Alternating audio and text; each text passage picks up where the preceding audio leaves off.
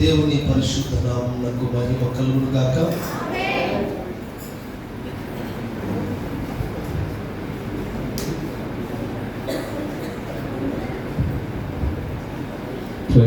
హల్లెలూయా. గత వారంలో చాలా రోజుల తర్వాత సండే స్కూల్ పిల్లలకి ఎగ్జామ్ పెట్టాను. అందులో ఫస్ట్ వచ్చిన వాళ్ళకి గిఫ్ట్లు మీ చేతి మీద ఇద్దాము. దేవునికి స్తోత్రం. ఫస్ట్ వచ్చిన వాళ్ళు ఎంతమంది నిలబడి లైన్గా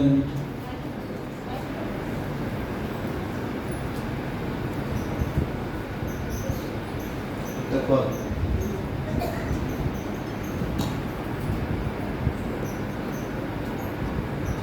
33 మార్కులకి ఎగ్జామ్ పెట్టాను. 33కి 33 వచ్చేవాళ్ళకి వీళ్ళందరికీ.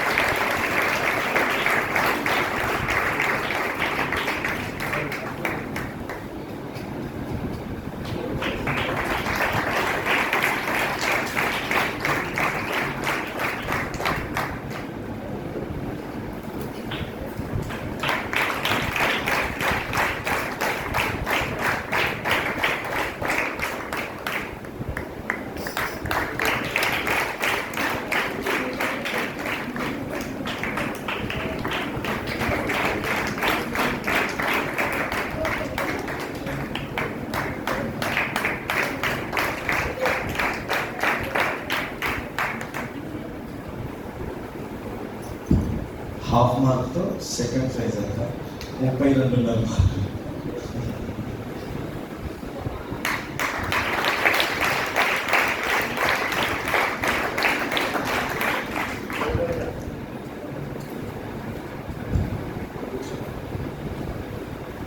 దేవుని పరిశుద్ధ నామానికి మహిమ కలుగును గాక.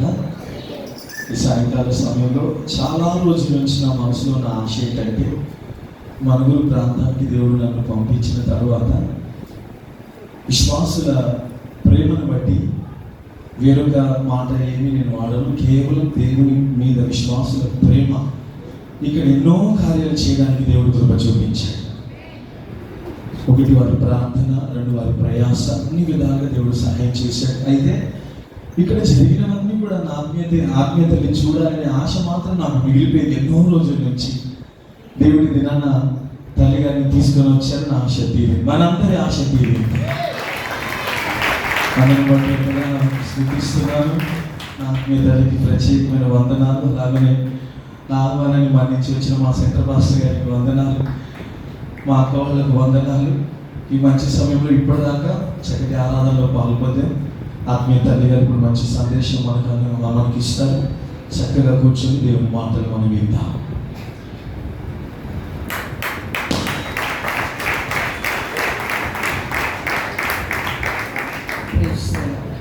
హల్లెలూయా, హల్లెలూయా, హల్లెలూయా. దేవుడు ఆశ్చర్యకరుడు, అద్భుతకరుడు. దేవుని పరిశుద్ధ నామమునకు మహిమ కలుగును గాక. మీకు అందరికీ కూడా ప్రభువుకి వందనాలు. ఈ ప్రాంతానికి ఆత్మీయ కుమారుడు సోదరు రాజేశ్వరి పంపించిన తర్వాత చాలా అభివృద్ధి కార్యక్రమం జరిగించాడు. దేవునికి స్తోత్రం. చెప్తున్నప్పుడు నాకు కూడా చూడాలని ఆశ కలిగింది, కానీ నేను రాలేని పరిస్థితిలో ఉండిపోయాను. ఆశ్చర్యంగా దేవుడు నన్ను లేపాడు, పడుకోవచ్చు. ఈ విధంగా నడిచి మీ దగ్గర రావడానికి దేవుడు కృప చూపాడు. రాజేష్ చిన్నప్పుడు వాళ్ళ ఇంట్లో ఎవరు నమ్మలేదు ప్రభువును. తను ఒక్కడే చిన్న వయసులో స్కూల్కి వెళ్తున్నప్పుడు వస్తున్నప్పుడు అక్కడ మందిరం ఉండేది. అక్కడికి వచ్చి కూర్చొని సేవకుల దగ్గర కూర్చొని మాట్లాడుకునేవాడు. ఎక్కువగా సిస్టర్స్ ఉండేవాళ్ళు కదా, ఆయన దగ్గర కూర్చొని చెప్తూ మాట్లాడుకుంటూ వాళ్ళు కాయగూరలు కట్ చేస్తూ అక్కడ కూర్చొని ఉండేవాడు. అది వంటలు బాగా వచ్చాయి. అలాగే వింటూ సమర్పణ గురించి వాక్యాలు వింటూ ఆయన ఒక ఉన్నతమైన సమర్పణలోకి వచ్చాడు. స్తోత్రం. ప్రకారంగా తన ఇంట్లో ఎవరు కూడా ఒప్పుకోకపోయినా తాను ఒంటరిగా సేవకు సమర్పించుకొని ఆయన సన్నిధిలో నిలిచిపోయాడు. సండే స్కూల్ పిల్లలు వింటున్నారు. మీరు కూడా మీకు ఇక్కడ నడిపిస్తున్న దైవసేవకుల ద్వారా మీరు కూడా నాకు సిద్ధపరచబడాలి. హల్లెలూయా, హల్లెలూయా, హల్లెలూయా. ఇవన్నీ చక్కగా కట్టడానికి, ఎక్స్టెన్షన్ చేయడానికి కారణం మీరే. మీ సహకారం ద్వారానే కార్యాలయం జరిగినాయి. మంచి విశ్వాసులు ఈ ప్రాంతంలో ఇచ్చినందుకే ప్రభుత్వం వందనాలు చెల్లిస్తున్నాను. హల్లెలూయా. ఒక వాక్యాన్ని ధ్యానించుకుందాం. యెషయా గ్రంథం 43వ అధ్యాయం 41వ అధ్యాయం 13వ వచనం.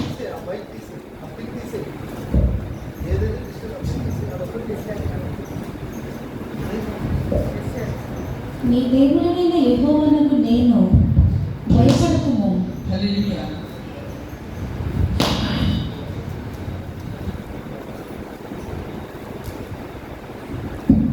Praise the Lord. హల్లెలూయా. మరొకసారి చదవండి. నీ దేవుడైన యెహోవానకు నేను భయపడకుము. భయపడకుము. నేను నీకు సహాయము చేస్తునని చెప్పుచు. నేను మీకు సహాయం చేసినని చెప్పుచు నీ కుడి చేతిని పట్టుకొనుచున్నాను. మీ కుడి చేతిని పట్టుకొనుచున్నాను. హల్లెలూయా, హల్లెలూయా.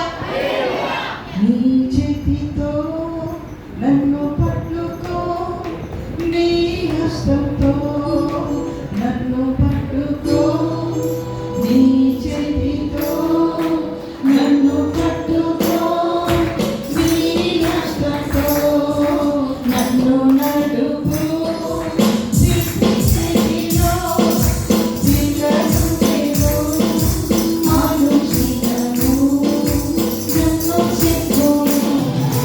సిద్ధిలో సిద్ధను నేను ఆలోచనను నన్ను చెప్పుము.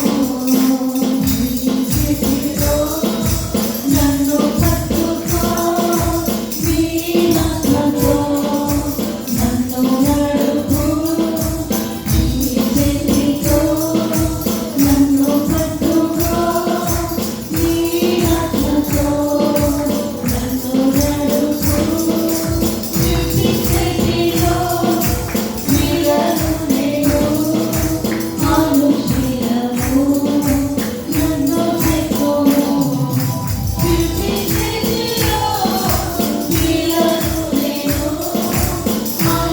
ఆలోచనను నన్ను చెప్పుము.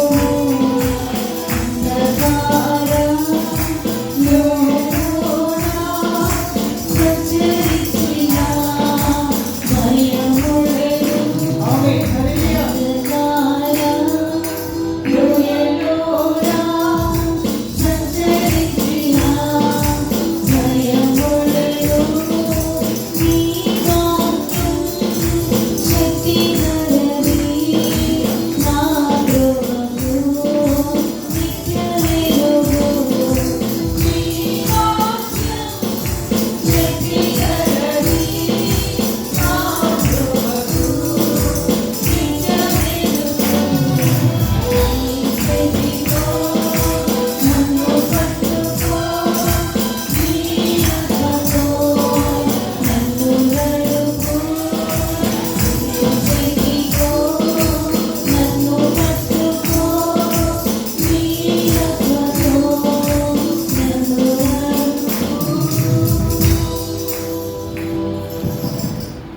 యెషయా ప్రవక్త ప్రవచిస్తున్నాడు.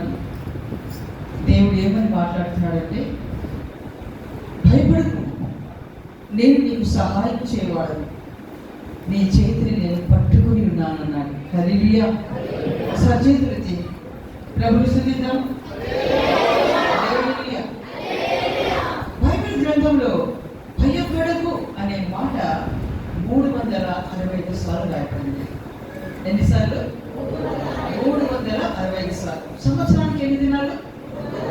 360 దినాలు. అంటే ప్రతిరోజు భయపడకు అనే వాగ్దానాన్ని దేవుడు మనకి ఇస్తున్నాడు. ప్రతిరోజు భయపడకు నీకు నీ చేతిని పట్టుకున్నానని ఆయన మనకు వాగ్దానం ఇస్తున్నాడు. ప్రతిరోజు కొంతమంది ట్యాబ్లెట్స్ వేసుకుంటారు, బీపీ ట్యాబ్లెట్లు, షుగర్ ట్యాబ్లెట్ ప్రతిరోజు వేసుకుంటారు. వేసుకోకపోతే వాళ్ళకి కష్టం. ఇప్పుడు భయపడకునే ఒక ట్యాబ్లెట్ యాంటీబయాటిక్ టాబ్లెట్. మనం ఆ టాబ్లెట్ వేసుకోవాలి అంటే జ్ఞాపకం చేసుకోవాలి, దేవుడు ఇచ్చిన వాగ్దానాన్ని జ్ఞాపకం చేసుకొని భయపడకుండా ధైర్యంగా మన మార్గంలో నడవాలి. మనం హల్లెలూయా హల్లెలూయా. ఆయన మన చేతిని పట్టుకున్నాడంట, మనం పట్టుకోలేదు, ఆయనే మన చేతిని పట్టుకున్నాడు. మన పట్టులో బలం ఉండదు, మన పట్టులో శక్తి ఉండదు. ఆయన పట్టుకుంటే ఆయన బలమైన చేయి, అది నిలవదు. మన పట్టులో యథార్థత ఉండదు, మన పట్టులో నమ్మకత్వం ఉండదు. ఏమైనా కొంచెం కష్టం వచ్చిందంటే చేయించి పెట్టి వెళ్ళిపోతాం మేము. కానీ ఆయన పట్టుకున్నాడంట. ఆయన పట్టు ఎలాంటిదంటే ఎడారిలో అయినా తుఫాన్ వచ్చినా మరి ఏమొచ్చినా సరే ఆయన మనం చేయించి పెట్టాడు. హల్లెలూయా హల్లెలూయా. అలాంటి పట్టు ఆయన. ఒకరోజంట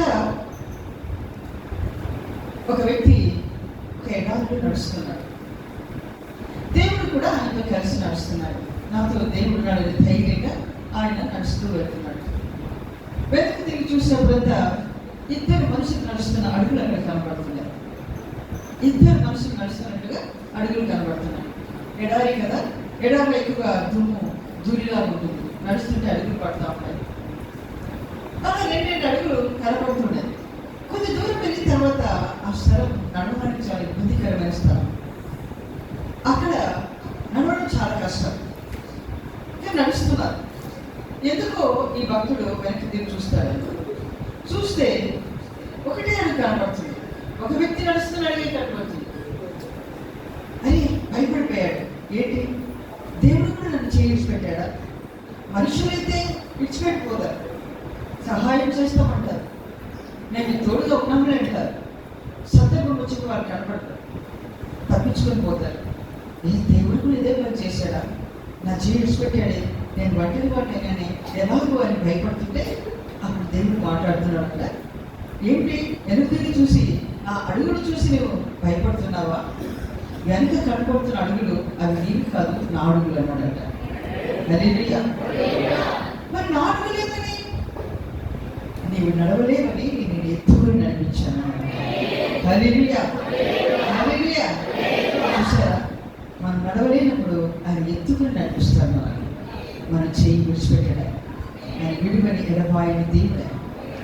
ఆయన అంటున్నాడు, నేను మీ చేతిని ఎలా గట్టిగా పట్టుకుంటున్నాను, మీరు కూడా నా చేయిని అలాగే పట్టుకోవాలంటున్నాడు. ఆయన మీ పట్టు కూడా అలాగే ఉండాలని దేవుడు ఆశిస్తున్నాడు. మన ఇద్దరికి కష్టాలు వచ్చినప్పుడు విడిచిపెట్టిపోకూడదు. ఇవో దేవుడు అని వెళ్ళాను, మా బాధ తీయట్లేదు కదా, సరే తిరిగిపోయి వేరే మార్గం చూసుకుందామని తిరిగిపోయే దేవుడు కాదని, మనం తిరిగిపోకూడదని ఆయన మనం గట్టిగా ఆయన చేయి పట్టుకునే ఉండాలని ఆయన ఆశిస్తున్నాడు. మన పట్టు ఎలా ఉండాలంటే నయోమిని రూతు పట్టుకున్నట్టుగా మనం పట్టుకోవాలి. రూతు ఎలా పట్టుకుంది నయోమిని? బెత్లెహేము చేరేంత వరకు కూడా విడిచిపెట్టలేదు. నేను విడవను, నేను విడిచిపెట్టాను, నేను నీతోనే వస్తాను, నీ దేవుడే నా దేవుడు, నీ జనమే నా జనం. నువ్వు ఎక్కడ నివసిస్తావో అక్కడే నేను నివసిస్తాను, నువ్వు ఎక్కడ చనిపోతావు నేను అక్కడే చనిపోతాను, నువ్వు ఎక్కడ పాత పెట్టబడతావు అక్కడే నేను పాత పెట్టబడతాను. హల్లెలూయా. ఎలాంటి పట్టు చూసారా? ఆ పట్టును చూసి దేవుడు ఆమెను తీసుకెళ్ళాడు, ఆమెను ఆశీర్వదించాడు. హల్లెలూయా. ఆమె గర్భంలో యేసయ్య వచ్చారు. చూసారా, అలా మనం పట్టుకొని నిలబడితే దేవుడు మన జీవితాన్ని ఆశీర్వదిస్తాడు. ఎలీషా కూడా ఏలియాను వెంబడించాడు. ఏలియా అంటున్నాడు, ఇదిగో నేను ఇంత దూరం పోవాలి, నేను ఇక్కడ ఆగిపో అని అంటున్నాడు. లేదు నేను నీతోనే వస్తా అన్నాడు. వద్దు, నాతో రావడం కష్టం, నీవు ఆగిపో అంటుంటే ఎలీషా ఆగట్లేదు, నీవు ఎక్కడికి పోతే నేను అక్కడికే వస్తా అంటున్నాడు. అలాగే చివరి వరకు వెంబడించి రెండంతల అభిషేకాన్ని పొందుకున్నాడు. కానీ మనం కూడా మన దేవుడిని అలా గట్టిగా పట్టుకోవాలి. ఏ పరిస్థితులు కూడా చేయబడకూడదు. కదలక స్థిరమైన విశ్వాసంగా ఉండాలి. సియోను కొండ అంటే కదలదంట. సియోను కొండ వలె స్థిరమైన విశ్వాసంగా మనం ఆయన సన్నిధిలో, సంఘంలో, సహవాసంలో నిలిచిపోవాలి. దేవుడిని స్తోత్రం. ఆయన మన చేయి పట్టుకోవడానికి ఎందుకంత గట్టిగా మన చేయి పట్టుకోవాలంటే, మన చేయి ఆయన పట్టుకోవడానికంట తండ్రి చేత చేయి విడబడ్డాడంట. మన చేయి ఆయన పట్టుకోవడానికి తండ్రి చేత చేయి విడబడ్డాడు. అందుకే మనం మత్తయి సువార్తలో చదువుతాం, నా తండ్రి నన్నేనే చేయి విడిచిపెట్టు అంటున్నాడు. చేయి విడిచిపెట్టాడు దేవుడు. ఎందుకు? సర్వలోక పాపము ఆయన మీద పడింది. ఆయన పరిశుద్ధుడు తండ్రి. పరిశుద్ధుడు పాపం చేతి పట్టుకుంటాడా? పట్టుకో. అందువల్ల పాపంతో నిన్న యేసయ్య చేతిని దేవుడు పట్టుకోలేదు తండ్రి. ఎవరి పాపం అది? యేసయ్య పాపమేనా? కాదు. మన పాపం అంతా ఆయన మీద పడింది. ఒక వ్యక్తి పాపంలో జీవిస్తూ పాపం నుంచి విడుదల మొదలుకుంటే ఆ వ్యక్తిని చూసి మనం అసహించుకుంటాం. వా, ఎలాంటి మనిషి, ఎంత పాపంలో ఉంటున్నాడైనా, ఎంత చెప్పినా వినట్లేదని ఆయన మీద మనకు అసహ్యం కలుగుతుంది. ఏ మనిషి అని. మరి సర్వలోక పాపము యేసయ్య మీద పడ్డప్పుడు ఆయన ఎలా కనపడతాడు? ఒక పాపం ఉన్న వ్యక్తి, ఒక త్రాగుబోతు అనుకోండి, ఆయన త్రాగి తూలుతూ అక్కడక్కడ పడుతుంటే, కాలువలో పడి లేచి వస్తుంటే ఏ మనిషి ఎంత చెప్పినా వినడని అసహించుకుంటారు. ఇంటి వారు అసహించుకుంటారు, అందరూ అసహించుకుంటారు. మరి అలాంటి వారు ఎందరో సర్వలోక పాపం అంటే ఎన్ని రకాల పాపాలు ఆయన మీద పడ్డారు. అప్పుడు ఆయన ఎలా కనపడతాడు? ఆయన ముఖం వికారం అయిపోయిందంట. ఎంతో వికారంగా మారిపోయాడంట. ఎంతో వికారమాయే నీ ముఖము బదలవలనా. ఆయన ముఖమంతా వికారంగా మారిపోయింది. ఎందుకంటే మన పాపం ఆయన మీద పడింది. మనందరి పాపం, ఒక్క పాపం కాదు, అందరి పాపం ఆయన మీద పడడం వల్ల తండ్రి ఆయన చేయి విడిచిపెట్టాడు. యేసయ్య తండ్రి చేయి విడిచిపెట్టినప్పుడు చాలా బాధపడ్డాడు. అయినప్పటికీ మన చేయి ఆయన విడిచిపెట్టాడు. తండ్రి చేత చేయి విడిచిపెట్టబడ్డాడు, కానీ మన చేయి విడలేదు. అంత గట్టిగా మనం పట్టుకుని ఆయన నడిపిస్తున్నాడు. దేవునికి స్తోత్రం. మరి ఎందుకు ఆయన మన చేయి పట్టుకున్నాడు? కారణం ఏంటి? ఎందుకు పట్టుకోవలసింది ఆయన మన చేయి? చదవండి, ఇర్మియా గ్రంథం 31వ అధ్యాయం 32వ వచనం.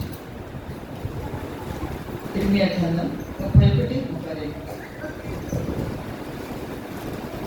ఐగుప్తులో నుండి వారిని రప్పించుటకై నేను వారి చేయి పట్టుకున్న దినం. ఐగుప్తులో నుండి వారిని రప్పించుటకై నేను వారి చేతికి పట్టుకున్నాను. హల్లెలూయా, హల్లెలూయా. ఐగుప్తులోంచి రప్పించడానికి వారి చేతికి పట్టుకున్నాడు దేవుడు.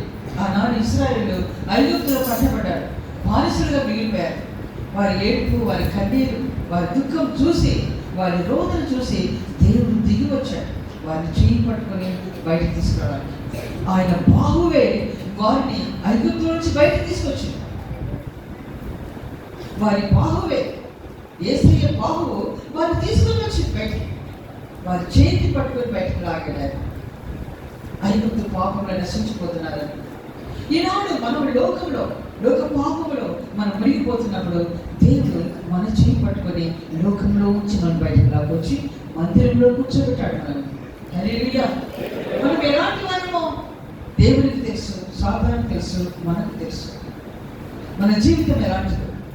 పాపంలో మునిగిపోతున్న మనం, నిత్య నరకానికి సిద్ధంగా ఉన్న మనలను ఆయన మనం కనికరించి మన చేయి పట్టుకొని లాక్కొని వచ్చి ఆయన సన్నిధిలో కూర్చోబెట్టాడు.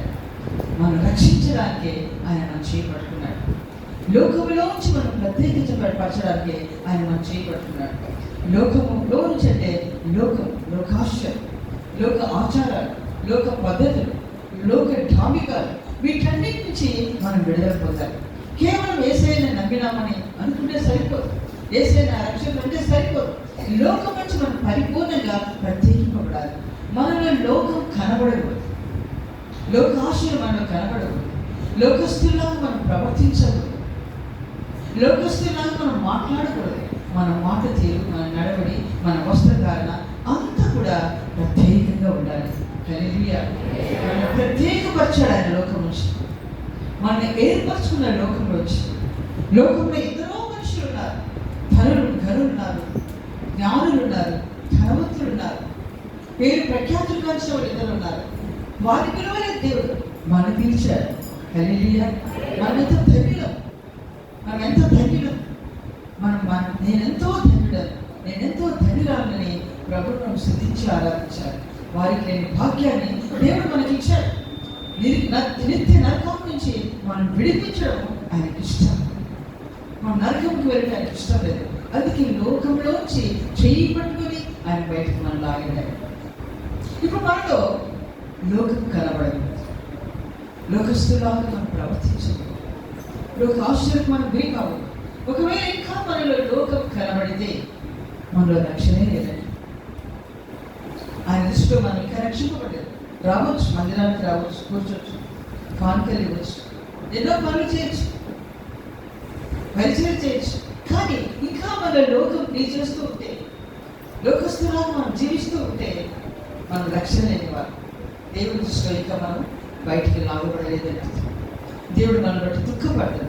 ఇంతగా నేను పట్టి లాగాను కదా, నా చేయి పట్టుకొని మనం తీసుకొచ్చిన తర్వాత కూడా మీరు ఇంకా లోకంలోనే లోకం వైపు చూస్తున్నారని ఆయన దుఃఖపడుతున్నాడు. అందుకే 2 కొరింథీయులకు రాసిన పత్రిక 6వ అధ్యాయం మనం 16-18 చదువుకుంటే, విశ్వాసికి అవిశ్వాసితో జోడెక్కడికి అంటున్నాడు. విశ్వాసికి అవిశ్వాసితో జోడెక్కడికి. విశ్వాసులు అవిశ్వాసులతో సహవాసం ఉండకూడదు. వారిని ప్రేమించాలి, వారితో మాట్లాడాలి, వారికి స్వార్థ ప్రకటించాలి, వారిని రమ్మని ఆహ్వానించాలి, వారికి సహాయం చేయాలి. కానీ వారి వరే మనం కూడా మాట్లాడకూడదు. వారితో కలిసి మన లోకంలో కలిసిపోవాలి. వారి వల్లే జీవించడానికి మనం ఇష్టపడదు. వారితో మాట్లాడాలి, దేవుని ప్రేమను వారు చూపించాలి తప్ప మనం వారితో కలిసిపోవాలి. అందుకే పడవ నీళ్ళలో ఉంటుంది. నీళ్ళు పడవలో ఉంటాయా? నీళ్ళు పడవలోకి వస్తే ఏమవుతుంది? పడవ మునిగిపోతుంది. అలాగే మనం లోకంలో ఉన్నాం, కానీ లోకం మనలోకి రాదు. లోకం మనలోకి వస్తే మనం మునిగిపోతాం.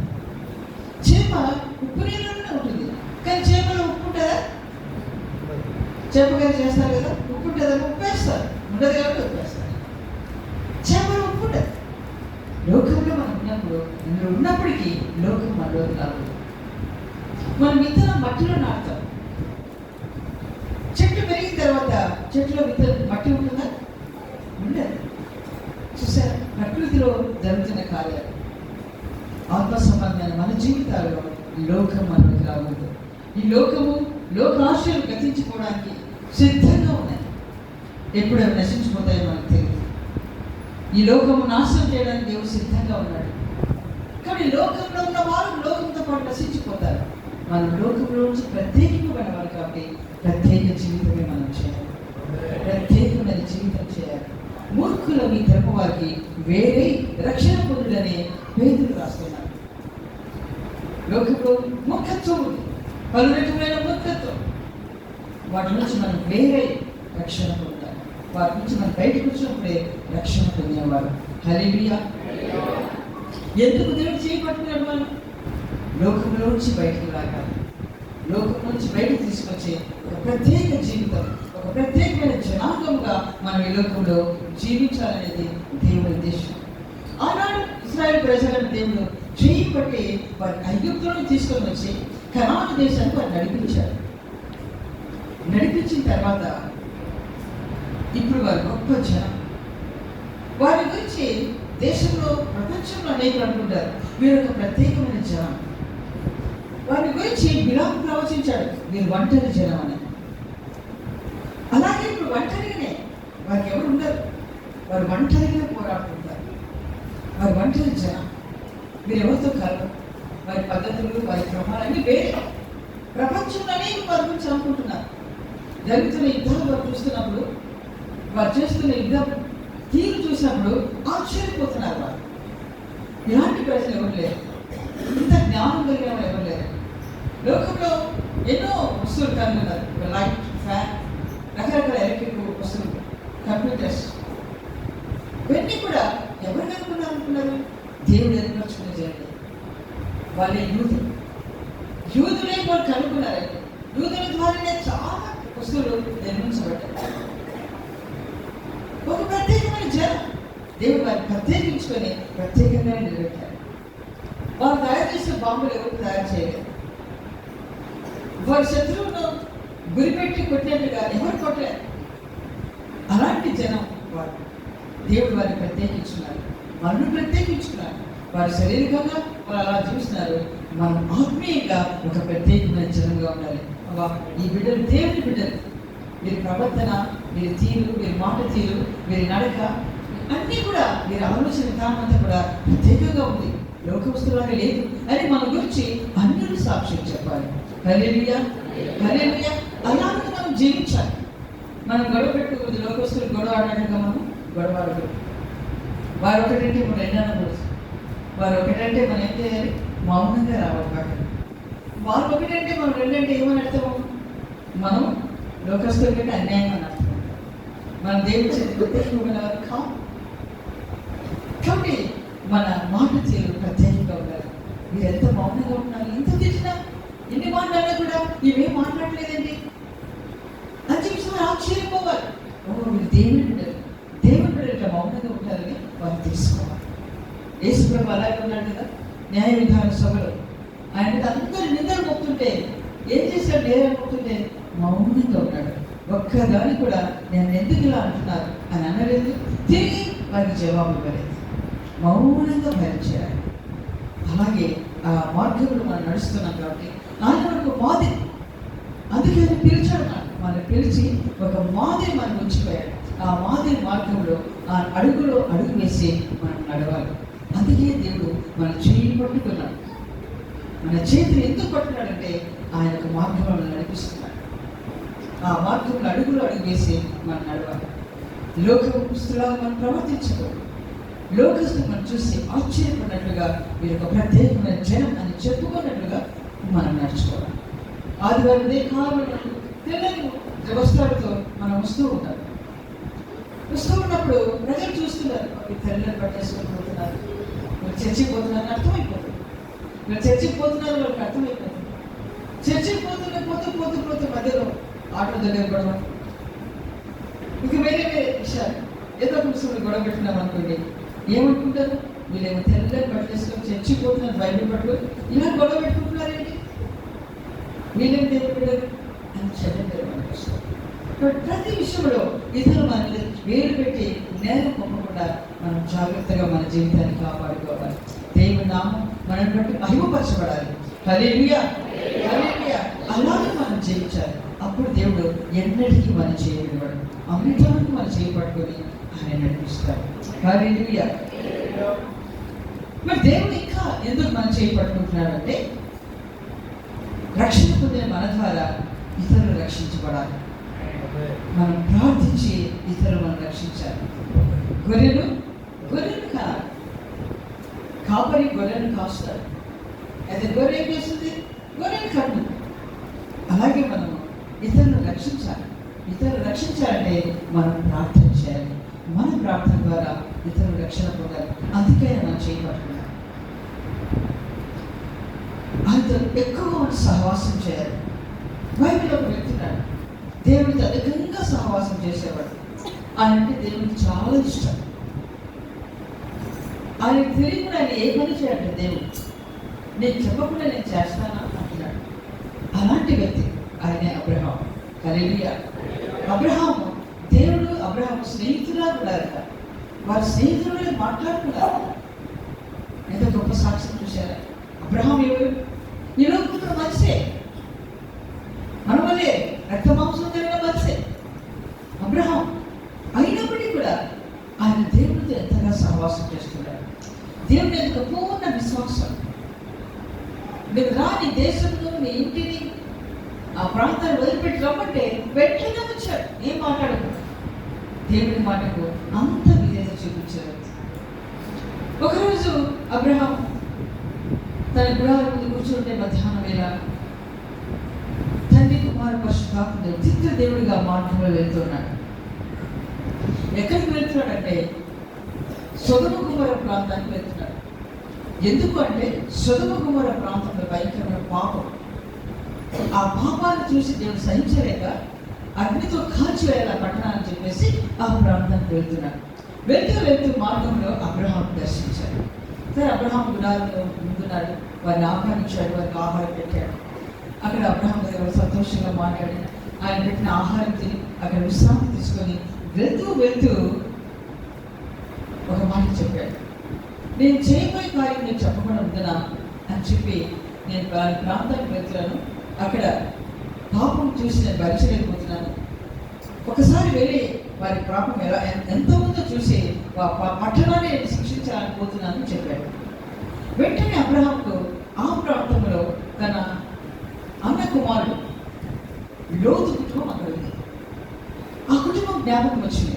అయ్యో, సుధమ కుమారుడు నా కుమారుడు ఉన్నాడు కదా, ఆ కుటుంబం ఉంటే నా తోట ఉన్న బంధువు అయినా మరి ఆయనకు నాశనం అయిపోతాడేమో, కాల్చబడతాడేమని దేవుని సన్నిధిలో అలాగే నిలబడ్డాడు.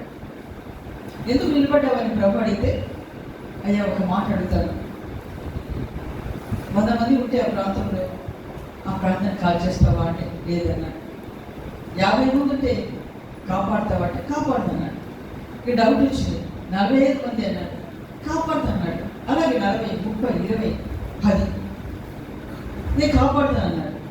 సరేనే అంటే అబ్రహాము తన కుమారుడు కాపాడబడాలి ఆ ప్రాంతంలోని ప్రార్థన చేస్తున్నాడు. ఎలాగో గోజాడి గోజాడి గోజాడి ప్రార్థన చేస్తున్నాడు.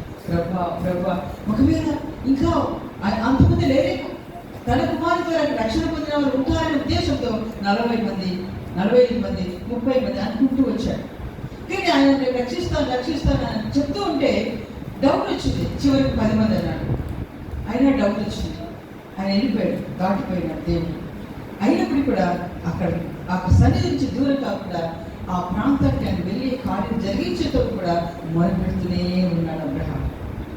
ఆ సన్నిధిలో కూర్చొని ఏడుస్తూనే ఉన్నాడు. ఆ పట్టణం కాపాడబడాలి, తన బిడ్డలకు కాపాడబడాలని, తన కుమారులను కాపాడబడాలి, ఆ కుటుంబం తప్పింపబడాలని ఏడుస్తున్నాడు. ఆయన కన్నీరు దేవుడు చూశాడు. ఆయన ప్రార్థన విని ఆ పట్టణాన్ని కాజేశాడు, కానీ తన లోతు కుటుంబాన్ని మాత్రం దేవుడు కాపాడాడు. హల్లెలూయా. అంటే ఆ కుటుంబం అగ్నిలో కాల్చివేయబడకుండా కాపాడుకున్నట్లుగా అబ్రహాము ఏడుస్తున్నాడు, ప్రార్థన చేస్తున్నాడు. అట్టి ప్రార్థన అమ్మ మనకు కావాలి ఈ కడవరి దినాలలో. హల్లెలూయా. అందుకే దేవుడు మనం చేయి పట్టుకున్నాడు. ఆ ప్రాంతంలో అగ్ని కురుస్తుంది, ఇంకా రాబోతుంది. అయితే వీళ్ళు లోతు కుటుంబం బయటకు రావట్లేదు. దూతలు వెళ్ళారు, మీరు రండి, ఈ పట్టణం మేము కాల్ చేస్తాము, మీరు బయటికి రండి అంటే కదలట్లేదు. ఇంకా ఏమో ఆలోచిస్తున్నాయో, ఇంత మంచి బిల్డింగ్ కట్టుకున్నామే, ఇంత ఆస్తి ఉందే, మరి మేము బయటకు వెళ్ళిపోతే ఎంత నాశనం అయిపోతుంది. నేను నాశనం చేస్తానని చెప్తున్నాడు దేవుడు. అక్కడ చెప్పినప్పటికీ కూడా ఇంకా దాని మీద ఆశ పోవట్లేదు. ఏమైపోతుంది ఇదన్నీ ఏమైపోతుందని చెప్పేసి కదలట్లేదు వాళ్ళు. అప్పుడు దూతలు ఏం చేశారంటే వారి చెయ్యి పట్టి అందులోంచి లాగి పడేశారు. చెయ్యి పట్టి ఆ అగ్నిలో కాలిపోకుండా ఆ ప్రాంతం తీసుకెళ్ళి బయటకు పంపించేశారు. హల్లెలూయా. హల్లెలూయా. ఆపదలో తప్పించే చెయ్యి ఆయన చెయ్యి. అది మాత్రమే కాదు, దూతలు ఆ ప్రాంతానికి వచ్చిన వెంటనే ఆ ప్రాంత ప్రజలు భయంకరమైన పాపంలో ఉన్నారు. భయంకరమైన పాపంలో ఉండి వారి మధ్య పంపించి మేము వారితో పాపం చేయాలని లోతులు అడుగుతున్నాడు. లోతు అయ్యో వద్దు, నేను కావాలంటే మా పిల్లలు పంపిస్తారు, కానీ మీరు నా ఇంటికి వచ్చారు, మీరు ఆ తప్పు చేయకూడదు, చాలా తప్పు అంటే వారు ఎక్కడికి వారి హృదయం, వారి మనస్సు, వారి కళ్ళు అది కూడా పాపంతో నిండిపోయారు. అందువల్ల వారు లోపలికి వెళ్ళడానికి ప్రయత్నం చేస్తున్నారు. వెంటనే దూతలు ఏం చేశారంటే లోతును చేయబట్టి లోపలికి లాగి తలుపులు వేసేసారు. ఎప్పుడైతే లోతును చేయబట్టి లోపలికి లాగి తలుపులు వేసేసారో వారికి ఏం కనబడట్లేదు, కానీ అసలు ఆ ఇల్లే కనబడట్లేదు. వారి కళ్ళని మొక్కబట్టి అటు ఇటు వెతికి వారు వేసాడు వెళ్తున్నారు. కాబట్టి ఆయన చెయ్యి పట్టుకొని ఆపదలలో మనం కాపాడుతాడు. హల్లెలూయా. మన ఆపదలో కాపాడే చెయ్యి, మనం రక్షించే చెయ్యి, మన ప్రార్థన ద్వారా నశించిపోతున్న ఆత్మలను ఆయన రక్షిస్తాడు. హల్లెలూయా. అందుకే మనం చేయబడుతున్నాడు ఆయన. మరొక విషయం, ఆయన ఎందుకు చేయబడుతున్నాడు అంటే ఇర్మియా గ్రంథం 31:31.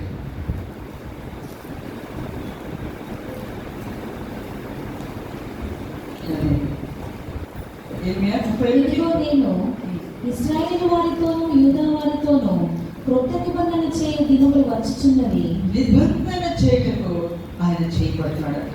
హల్లెలూయా. మనతో నిబంధన చేయటకు ఆయన చేయబడుతున్నాడు. ఏమిటా నిబంధన అంటే, మన సంఘంలో వివాహాలు జరిగినాయి చూశారు కదా. పెళ్లి కుమారుడితో నిబంధన చేస్తారు, ప్రమాణాలు చేస్తారు. నేను నా జీవితాంతం నీకు లోబడి ఉంటానని చెప్పేసి అమ్మాయి ఉంది. జీవితాంతం నేను ప్రేమిస్తానని, కష్టంలో, ఇబ్బందులు, ఇరుకులో, ఏ పరిస్థితులు అయినా సరే నేను విడిచిపెట్టానని ప్రమాణం చేస్తుంటారు ఇద్దరు. 2-3 రోజులకి, ఒక వారానికి చేయించిపెట్టే పరిస్థితులు ఎన్నో ఉన్నాయి. ఎన్నో కుటుంబాలలో జరిగినాయి. చేయించిపెడతారు. మన ప్రమాణాలు అనుకుంటాయి. అయితే దేవుడు మనతో చేసే నిబంధన ఏదంటే ఆయన మనం చేయించిపెట్టాడు. ఆయన ఎన్నటికీ మనం చేయించిపెట్టాడు.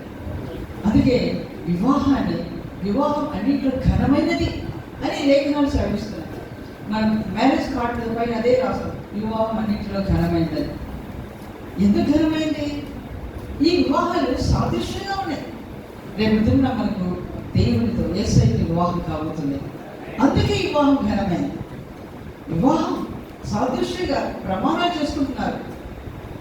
కారణం, రేపు పెళ్లి కుమారుడు యేసయ్య స్థానంలో, పెళ్లి కుమార్తె సంఘం స్థానంలో వీరిద్దరు వివాహం కాబోతుంది. ఈ వివాహం ఘనమైంది. అందుకే వివాహం అన్నింటిలో ఘనమైంది. రక్షణలో, బాప్టిజంలో, పరిశుద్ధాత్మలో, ప్రత్యేక జీవితం అన్నీ దాటిన తర్వాత చివరికి ఏం జరగబోతుంది? యేసయ్యతో వివాహం జరగబోతుంది. అది ఘనమైనది. హల్లెలూయా, హల్లెలూయా. ఆ ఘనమైన స్థాయికి మనం ఎదగాలని దేవుడు మనతో ప్రమాణం చేసి మనం చేయి పట్టుకున్నాడు. నేను వివాహం చేసుకోవాలి. ఇప్పుడు ఎంతమందికి ఇందులో ఎంగేజ్మెంట్ అయిపోయింది? యేసయ్యతో ఎంగేజ్మెంట్ ఎంతమందికి అయింది? ఎంగేజ్మెంట్ ప్రధానం చేయబడ్డాము. మనం అందరం కూడా రక్షణ పొంది బాప్టిజంలో ప్రధానం చేయబడిన యేసయ్య. ప్రధానం చేయబడిన వారు పెళ్లి కొరకు సిద్ధంగా ఉంటారు. మన ప్రభువు రానించున్నాడు. ఆ పెళ్లికి మనం పరిపూర్ణంగా సిద్ధపడాలి. హల్లెలూయా, హల్లెలూయా, హల్లెలూయా. కానీ మన చేయి ఎందుకు పట్టుకున్నాడంటే మనల్ని తనతో వివాహం చేసుకొని తన సింహాసనం మీద కూర్చోబెట్టుకోవడానికే ఆయన మన చేయి పట్టుకున్నాడు. మరి ఈ చేయి విషయంలో మనం ఎంతో జాగ్రత్తగా ఉండాలి. ఏదైనా లోపం కనబడితే, అమ్మాయిలో లోపం కనబడితే అబ్బాయిలు వదిలేస్తూ ఉంటారు. అబ్బాయిలో ఏదైనా లోపం కనబడితే అమ్మాయిలు వదిలేస్తాం వద్దంటారు. మరి మనలో ఏదైనా లోపం కనబడితే యేసయ్య మన చేయి విడిచిపెడతాడా? ఆయన ఎంతవరకు విడిచిపెట్టలేదు. రక్షణ పొందిన తర్వాత ఎన్ని మార్లు మనం దేవునికి విరోధంగా జీవించలేదు. మన ప్రవర్తన, మన తలంపులు, మన చూపు, మన నోటి మాటలు ఎన్నిసార్లు దేవుని దుఃఖపరచలేదు. అయినప్పటికీ ఆయన మన చేయి విడవలేదు. మన చేయి గట్టిగా పట్టుకున్నాడు. ఎందుకంటే మన చేయి పట్టుకొని ఆయన కొరడాలతో ఆయన కొడుతున్నా, ముఖం మీద ఆయన గుమ్మి వేస్తున్నా, ఆయన చెంపలు పట్టి లాగుతున్నా,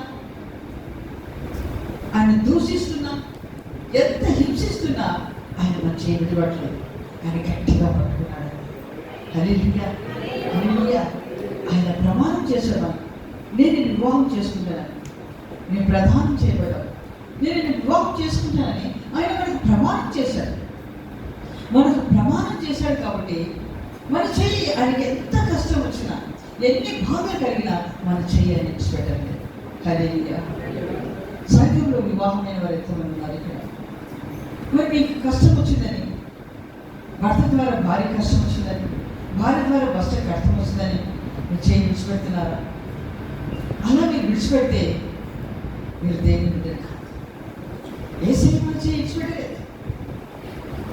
యేసయ్య మన చేయి విడిచిపెట్టలేదు. ఆయనకి ఎన్నో బాధలు, కొరడాలతో కొడుతున్నారు, శరీరం అంతా చీల్చబడుతుంది, ముళ్ళ కిరీటం చేత మొత్తారు, ఆయన కాళ్ళలో చేతిలో శీలతో కొట్టారు.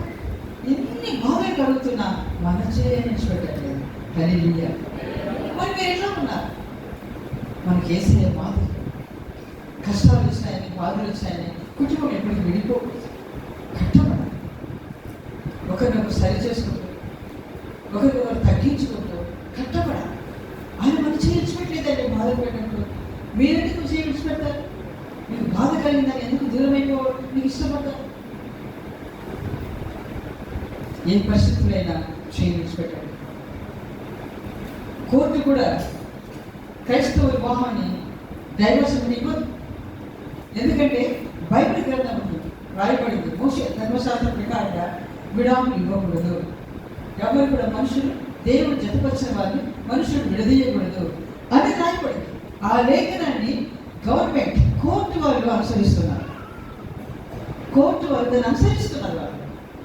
వాళ్ళు బైబిల్ వాక్యం తీసుకుంటారు కోర్టులో. ఇలా రాయబడింది కాబట్టి మేము క్రైస్తవ వివాహంలో జతపరచబడిన వాళ్ళని విడదీయడానికి ఇష్టపడమంటారు. 8 సంవత్సరాలు విడది కలపడానికి ప్రయత్నం చేస్తారు కోర్టులో. బైబిల్ అనుసరిస్తారు వాళ్ళు. మరి మనం అనుసరిస్తున్నాం, మర్చిపోతున్నాం. మనం చేసిన ప్రమాణాలను మర్చిపోయి విడిపోవడానికి ఇష్టపడతాం. మన చెయ్యి ఎన్ని కష్టాలు వచ్చినా యేసయ్య మనం చెయ్యి విడిచిపెట్టలేదు. మనం కూడా చెయ్యి విడిచిపెట్టాలి. మనకు కష్టం వచ్చిందని యేసయ్య చెయ్యి విడిచిపెట్టాలి. నాకు ఎంత ప్రార్థన చేసినా స్వస్థత కలగట్లేదని కొంతమంది వెనుదిరిపోయే వారు చెయ్యి విడిచిపెట్టి వెళ్ళిపోతారు. అలా విడిచిపెడితే మన జీవితం భయంకరం. మనం అగాధపు భూమిలో పడిపోయినా, లేవలేని పరిస్థితిలో ఉన్నప్పుడు కూడా ఆయన చెయ్యి పట్టుకొని పైకి లేపుతాడట. ఆయన హల్లెలూయా, హల్లెలూయా. ఆయన చెయ్యి మన పైకి లేపుతాడు. నా జీవితంలో ఒక సాక్ష్యం. ఇక నా పని అయిపోయింది అనుకున్నాను. నేను ఇక లేవని అనుకున్నాను. పడుకోవచ్చు, నాకు అర్థమైపోయింది అనుకున్నాను. ఆ స్థితిలో వచ్చి దేవుడు నన్ను పైకి లేపాడు. హల్లెలూయా. మీరు చూసింది నేను నడవలేని పరిస్థితి మాత్రమే, కానీ నేను ఎన్ని రకాలుగా శరీరంలో బాధలు అనిపించాను. చాలా రకరకాల సిస్టర్స్ వారు నా ఎంతో పరిచయం చేశారు. వారి పరిచయం వల్ల నేను ఆదరింపబడ్డాను, లేపబడ్డాను. మీరందరూ నా కోసం ప్రార్థన చేశారు. ప్రతి సంఘంలో నన్ను ఎరిగిన వారందరూ కూడా నా కోసం ప్రార్థన చేశారు. అందరి ప్రార్థన బట్టి దేవుడు నన్ను ఎదుగుగా నిలబెట్టాడు. హల్లెలూయా. నన్ను చేయి విడిచిపెట్టలేదు ఆయన. నన్ను ఆ పడకల నుంచి, ఆ బాధలన్నిటి నుంచి పైకి లేపాడు ఆయన. దేవుడికి స్తోత్రం. హల్లెలూయా. అలాగే మీ జీవితంలో కూడా దేవుడు పైకి లేపాడు. నేను ఎంత కష్టంలో ఉన్నా, ఎంత భూమిలో పడినా, ఇక నా జీవితం ఇంతేనేమో, నేను పైకి రాలేనేమో, నా విడుదల లేదేమో నన్ను బాధపడుతున్నా, ఆయన్ని చేయించిపెట్టాడు. అట్టడిలో పడిపోయినా చివరి సమయంలో ఆయన పైకి లేపాడు. హల్లెలూయా, హల్లెలూయా, హల్లెలూయా. దేవుడిలారా, ఆయన చేయి మనం విడిచిపెట్టాడు. ఆయన మన చేయి విడిచిపెట్టాడు, మనం ఆయన చేయి విడిచిపెట్టాడు. ఒకరోజు ఒక బిడ్డవాడు యేసయ్య దగ్గరికి వచ్చాడు. మార్కు సువార్త 6-8 అధ్యాయం 3వ వచనంలో ఒక గుడ్డివాడు ఆయన దగ్గరికి వచ్చి నాకు చూపునివ్వమని అడిగారు. అప్పుడు ఆ గుడ్డివాడు యేసయ్య వచ్చి ఆయన ఆ గుడ్డివాడిని చేయి పట్టుకొని ఊరి వెలుపలికి తోడుకొని పోయి వాని కన్నుల మీద ఉమ్మి వేసి వాని మీద చేతి ఉంచి నీకేమైనా కనబడుచున్నదా అని వారిని అడగగా వాడు కన్నులెత్తి మనుషులు నాకు కనబడుచున్నారు, వారు చెట్లవరి నుండి నడుచున్నట్లుగా నాకు కనబడుచున్నారని. అంతటా ఆయన మరలా తన చేతులు వారి కన్నుల మీద నుంచగా వాడు తేరి చూచి కుదర్చబడి సమస్తము తేటగా చూడసాగాడు. హల్లెలూయా. యేసు ప్రభు 2 సార్లు ఒక వ్యక్తికి 2 సార్లు ప్రార్థన చేసినట్లు ఇక్కడ రాయబడింది. ఎక్కడ 2 సార్లు ప్రార్థన, ఒక్కసారి ఒక మాటతోనే విడుదల గుర్తు వచ్చాయి. ఇక్కడ 2 సార్లు ఆయన ప్రార్థన చేశాడు. ఒకసారి బయటికి చెయ్యి పట్టుకొని వెళ్ళి బయటికి తీసుకెళ్ళి ఆయన కన్నుని ఉమ్మి వేసి నీ కళ్ళు తీసి చూడమన్నాడు. తీసి చూస్తే మనుషులు చెట్లలా కనబడ్డారు. మళ్ళీ ఆయన చేయబెట్టి ప్రార్థన చేస్తే స్పష్టంగా కనబడాలి. హల్లెలూయా. ఎందుకు అలాగా అయింది? ఎందుకు చెట్ల వల్లే మనుషులు కనబడాలంటే మనం చెట్లు ఫలాలు ఇస్తాయి, మనం ఫలించాలని దేవుని ఆశ. హల్లెలూయా. చెట్లు ఫలాలిచ్చినట్లుగా మనం ఆత్మ ఫలాలను ఫలించాలనేదే దేవుని ఉద్దేశం. అందుకే మొట్టమొదట నీకేం కనబడుతుంది అన్నాడు ఆయన. నీ స్వస్థత పొందినప్పు అంటే నీకేం కనబడుతుంది అన్నాడు. నాకు మనుషులు కనబడుతున్నారు కానీ చెట్టవలే కనబడుతున్నారు అన్నాడు. అంటే చెట్టులాగా మన ఆత్మ ఫలాలను ఫలించాలంటే ఆయన ఆశ. రెండవసారి మళ్ళీ ఆయన పుట్టి స్వస్థపరిచాడు. అప్పుడు ఆయన తేటగా చూస్తున్నాడంట. హల్లెలూయా. మనం కొరింథీయులకు రాశారు 2వ కొరింథీ పత్రిక 4వ అధ్యాయం 4వ వచనం రాయబడింది. ఈ లోక సంబంధమైన దేవత అనేకుల మనోనేత్రులను బుద్ధితనం కలుగజేశారు. కళ్ళు తెరవకుండా, సత్యము చూడకుండా, నిజదేవుని గుర్తిరగకుండా ఏ లోక సంబంధమైన దేవత పేరేంటి? దేవత. ఆ దేవత కళ్ళు పూసాడు. అనేకుల మనోనేత్రములు గుడ్డితనం కలుగజేశాడు. మనోనేత్రములు పైకళ్ళు కనబడుతున్నాయి, మనోనేత్రములు గుడ్డిదంగా ఉన్నాయి. మనోనేత్రం తెరవబడట్లేదు చాలా మందికి. ఎంత వాక్యం విన్నా వారి పద్ధతులు, వారి మాటలు మానట్లేదు. కొంతమంది వారి మనోనేత్రములు తెరవబడట్లేదు. వారు ఒకటే ప్రకారంగా ఉంటున్నారు, వస్తున్నారు పోతున్నారు, కానీ వారి మనోనేత్రం తెరవబడట్లేదు. మనోనేత్రం తెరిస్తే మనము కనబడమని మనకు కనబడతాయి. హల్లెలూయా. పైన ఏముందో మనం చూడగలుగుతాం, మనోనేత్రం చూడగలగాలి. మోషే అంట దూరంలో నేను చూశాడంట. అదృశ్యమైన వాటిని, కనబడని వాటిని ఆయన మనసులో పెట్టుకొని ఈ లోక జీవితం, ఈ పాప జీవితం నాకు అవసరం లేదు, నేను రాజకుమార్తె కుమార్తె అనిపించడం కంటే నా ప్రజలతో నేను శ్రమనందుట మేలు అని దాన్ని విడిచి బయటకు వచ్చాడు ఆయన. హల్లెలూయా. ఎందుకు? కనబడని వాటి మీద ఆయన మనసు పెట్టాడంట.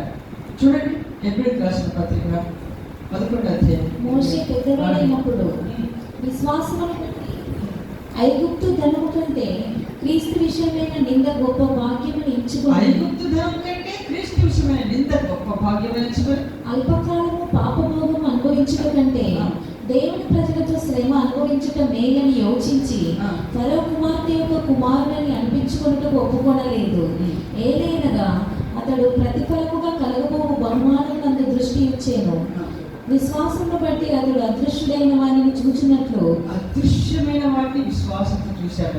హల్లెలూయా. హల్లెలూయా. తాను బహుమానంగా పొందబోవు ఆ ప్రతిఫలం వైపు ఆయన మనసు, ఆయన కన్నులు అక్కడ చూస్తున్నాడు. కనబడని వాటిని చూస్తున్నాడు. ఇప్పుడు కనబడేవి ఇవన్నీ.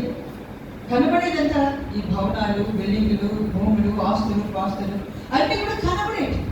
కనబడదు కూడా అవి పరలోకం. ఆ పరలోకం కనబడాలంటే మన మనోనేత్రం వెలిగించాలి. హల్లెలూయా. మోషే మనోనేత్రం వెలిగింపబడ్డవాడై అది చూశాడు. బుద్ధి వచ్చినప్పుడంట వాటిని చూశాడు. అదృశ్యమైన వాటిని మనసులో పెట్టుకొని, ఈ ధనం వేస్ట్, ఈ ఐగుప్తు ధనం వేస్ట్, ఇది వద్దు, ఈ పదవి వద్దు, ఇదంతా వ్యర్థం, నేను వెళ్ళి నా ప్రజలతో కలిసి శ్రమ అనుభవిస్తాను. ఎందుకంటే నాకు ప్రతిఫలంగా రావాల్సింది ఆ రాజ్యం, నేను అక్కడ చేరాలి. అక్కడికి వెళ్ళాలంటే వీటన్నిటి మీద నా మనసు చంపుకోవాలి. హల్లెలూయా. వీటి మీద మనం మనసు ఉంటే మనం అక్కడికి చేరాలి. కాబట్టి మన మనోనేత్రం పెరిగిపోయినప్పుడే మన కొరకు పరమ దేవుడు ఏమి సిద్ధపరిచాడు, ఆ రాజ్యంలో ఏముంది, అక్కడ ఏముందో మనం కలబడుతుంది. అక్కడ బంగారు వీధుల్లో మనం నడుస్తూ ఉంటాం. ఎక్కడ నడుస్తాం? బంగారు వీధి. అంటే బంగారం ఎక్కడ ఉంటుంది? కాళ్ళ కింద ఉంటుంది బంగారం. కాళ్ళ కింద బంగారం ఎత్తి మీద పెట్టుకుంటామా? కాళ్ళ కింద బంగారం కాళ్ళ కిందే ఉండాలి. కాళ్ళ కింద బంగారం మన శరీరంలో ఉండకూడదు. హల్లెలూయా. హల్లెలూయా. ఎందుకంటే మనం పొందబోయే స్వాస్థ్యం అలాంటిది, శ్రేష్టమైన స్వాస్థ్యం. ఆ స్వాస్థ్యం మనం పొందాలంటే ఇక్కడ కొన్ని మనం వదిలిపెట్టుకోవాలి, ఇక్కడ కొన్ని విసర్జించాలి, ఇక్కడ వీటి మీద మనకు మనసు కొట్టేసుకోవాలి. వీటిని మనం వదిలితే కానీ ఆ స్వాస్థ్యాన్ని మనము పొందుకోలేము. హల్లెలూయా. అది శ్రేష్టమైన స్వాస్థ్యం. అక్కడ మన కొరకు దేవుడు గదులు కడుతున్నాడు. ఈ లోకంలో మనకి ఏ గది లేకపోయినా పర్వాలేదు, ఇక్కడ మనకు గుడిసెమైనా పర్వాలేదు, కానీ అక్కడ మనకు శ్రేష్టమైన భవనం కట్టబడుతుంది. హల్లెలూయా. ఆ భవనం తుఫాను వచ్చినా కూడదు. ఇప్పుడు కొన్ని పెద్ద పెద్ద భవనాలు వంతెనలు అన్ని కొట్టుకొని పోతున్నాయి వరదలు, కానీ అక్కడ కంటే మా భవనము ఎవరు కూల్చలేరు. హల్లెలూయా. అది దేవుని చేతితో నిర్మింపబడిన భవనాలు. దేవుని తన చేతితో నిర్మించాడు. ఇక్కడ ఆ భవనాల్లో మనకు ఇల్లు ఉన్నాయి. ఇక్కడ మనకు స్థానం. రేపు అక్కడికి వెళ్ళే వెంటనే దేవుడు మనం ఆహ్వానిస్తారు. హల్లెలూయా. మేము వచ్చిన వెంటనే ఆ గదిలోకి మమ్మల్ని ఆహ్వానించారు. ఇక్కడ మీరు ఉండండి. రేపు మన పరలోకం అడుగు పెట్టిన వెంటనే దేవుడు మనం ఆహ్వానించి, ఇదిగో నీ కొరకు కట్టబడి, నీవు నా ఎదుట కన్నీరు కాచి ప్రార్థించాను, నీ జీవితాన్ని నాకు త్యాగం చేసుకున్నాను, నా నామం నిమిత్తం నిందలు అనుభవించాలి, నా నామం నిమిత్తం దూషింపబడ్డావు, నా నామం నిమిత్తం వెలువేయబడ్డావు, నీవెంతో వేదన అనుభవించాను. చూడు, నీ కన్నీటిగా నాట్యంగా మార్చబడింది. హల్లెలూయా. నీ కన్నీటిని నేను నాట్యంగా మార్చాను. ఇదిగో నీకున్న స్థానం. ఇక్కడ నీకు సంతోషంగా కాదు, ఇక్కడ కన్నీరు లేదు, ఇక్కడ దుఃఖం లేదు, ఇక్కడ వేదన లేదు, ఇక్కడ ఆకలి లేదు, ఇక్కడ దప్పిక లేదు, ఏ బాధ లేదు. ఇక్కడ సంతోషంగా ఎన్ని దినాలు? 60 సంవత్సరాల యుగములు జీవించే జీవితం అది. హల్లెలూయా. హల్లెలూయా. అది ఒక్క దినం కాదు, ఈ లోక జీవితం 60, 70, 80 లాస్ట్ 100 లాస్ట్ అంతే. కానీ అక్కడ యుగ యుగాలు అక్కడ మరణమే లేదు. నరకంలో అడుగు పెట్టామా, నిత్య నరకం. అక్కడ కూడా అంతం లేదు, కాలుతూనే ఉండాలి. ఇంకా చచ్చిపో, కాలుతూనే ఉండాలి అక్కడ పడ్డవాళ్ళు. అయ్యో అయ్యో అయ్యో అని యుగ యుగాలు మాత్రం చూపించాం. ఇక్కడ కాలితే కొంచెం చేయగలిగితే ఆ మంట భరించదు, ఎంత బాధ అనిపిస్తాం.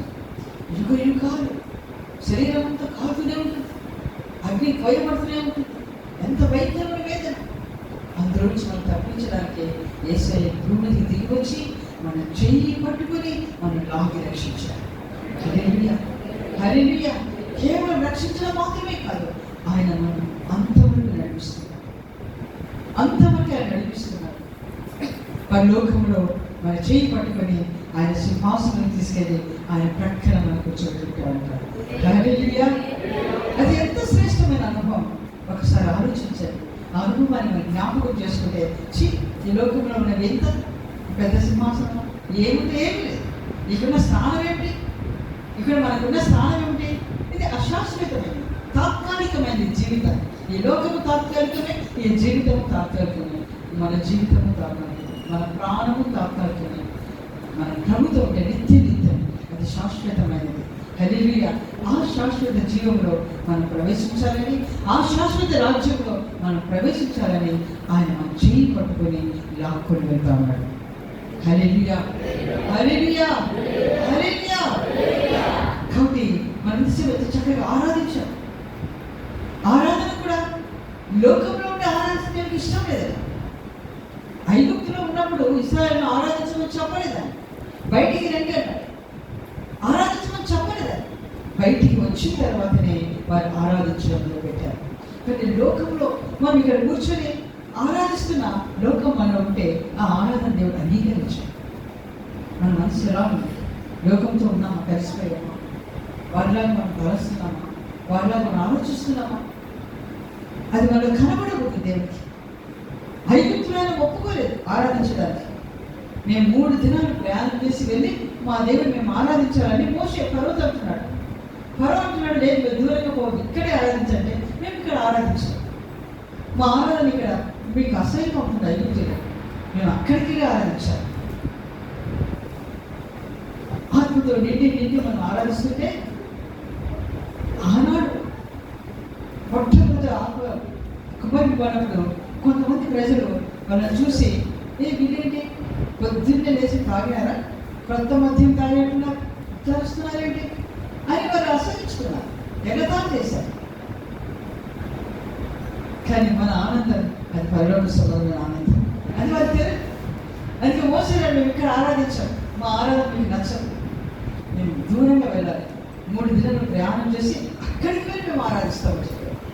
కాబట్టి దేవుడు ఆరాధన మనం ఆరాధించాలంటే లోకం మనలో పెట్టుకొని, లోకాశలు మనం పెట్టుకొని ఆరాధిస్తే ఆ ఆరాధన అంగీకరించాలి.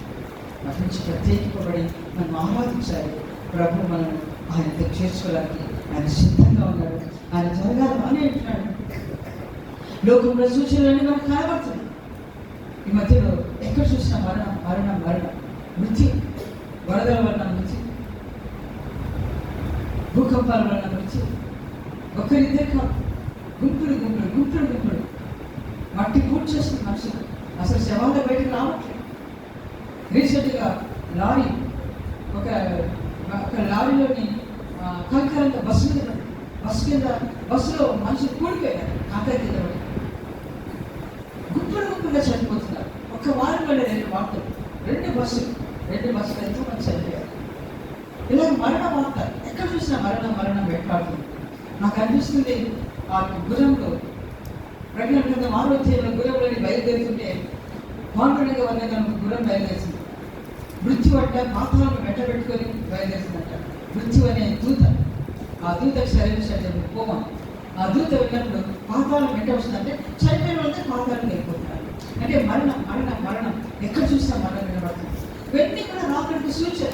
వాడు వీటికి వింటున్నప్పుడు మన తలలు పైకెత్తుకోవాలి. మనం భయపడి కురిగిపోవడం కాదు, మన తలలు పైకెత్తాలి. మన విడుదల సమీపంగా ఉంది.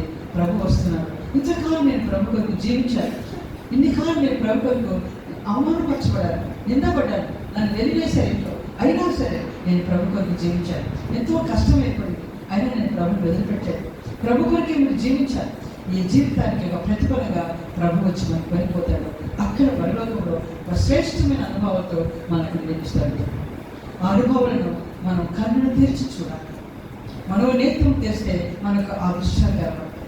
ఆ దృశ్యాలను చూస్తూ ఇక్కడ సంభవించే ప్రతి బాధ వేదనలో మనం కృంగిపోకుండా అలసిపోకుండా అక్కడి కొరకు మనం సిద్ధపడాలి. దేవుడు ఆ విధంగా మనందరినీ సిద్ధపరచుగాక.